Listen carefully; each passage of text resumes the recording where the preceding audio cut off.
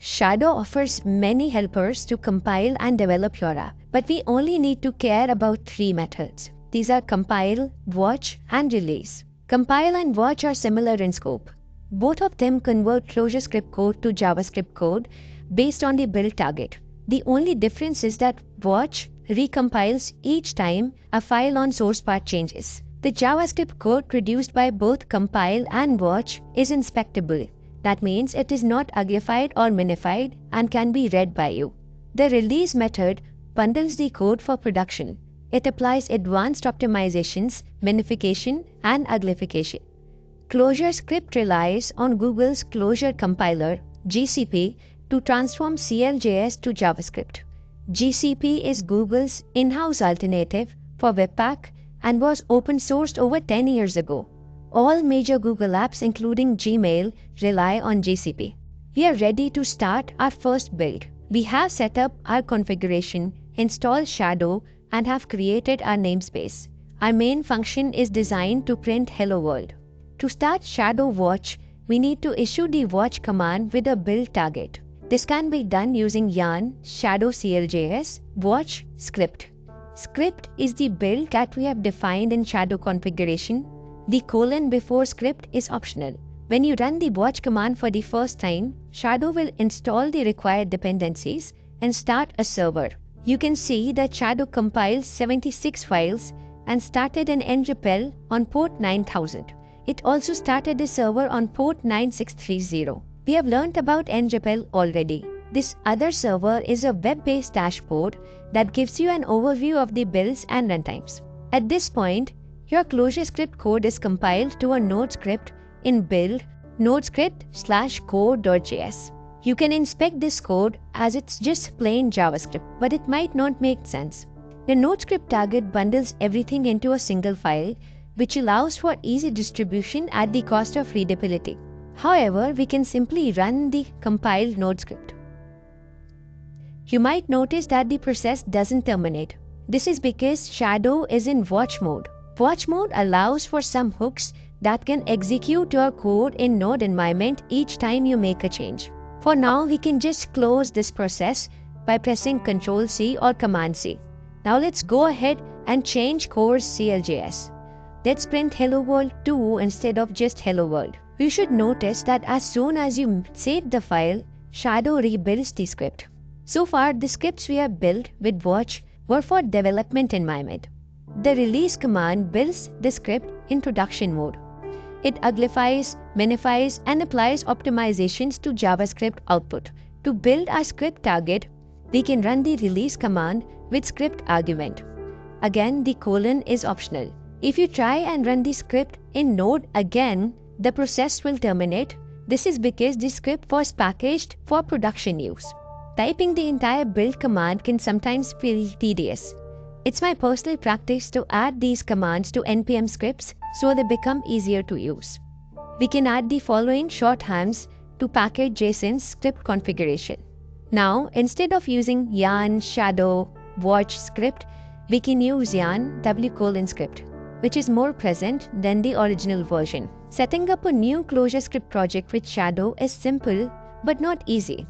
You need to create a configuration, set up a directory structure, and set up some build targets. Create CLJS app can help ease this process. This tool is similar in scope to create React app. To create a new project with the tool, you can use it with yarn as yarn create CLJS app and name of the project. This will create a shadow config, an npm config, install all the dependencies, create a directory structure, and also set up a structure for tests for you. In the default configuration, the project created by Create CLJS app targets the browser and includes Reagent, a Clojure script wrapper for React. Our example so far only used the node script target. The other notable difference is usage of a public directory instead of resources. This is a good way to get started once you understand the ecosystem and want to bootstrap projects quickly. The app generated using Create CLJS app is a React application and runs in the browser. It uses Reagent under the hood and sets up a basic SPA. If you run yarn start in your newly minted second project, Shadow will start a dev server for you on port 3000 and end repel on port 3333, assuming you didn't change any config. Now, if you navigate to localhost 3000, you'd see a simple React component. The following configuration is responsible for compiling the app to run in the browser. Feel free to poke around the source and check app.core/main function. We will walk through the configuration next, but learn about code in later sections. The keyword browser as target requests Shadow to produce JavaScript code suitable for running in a browser. Shadow relies on GCP, which can produce ES3, ES5, ES6, and a few other versions of browser-ready JavaScript. The output directory is where all your compiled files reside. Unlike the node script target, where we specify an output file, the browser target needs us to specify a directory because more than one files are created. The asset path defines the location of compiled resources in relation to the web server. For example, if your web server is configured to serve a static website on https example.com from root example.com public and you compiled your code to public/js directory, then your asset path relative to the web server is /js. If a file called public index.html needs to include a compile script, then it can do so at example.com/js/main.js. Modules configuration is a map of outputs that need to be produced. This helps with code splitting. In the example above, we have configured Shadow to generate a single module main. This will lead to generation of a file called main.js in the output directory.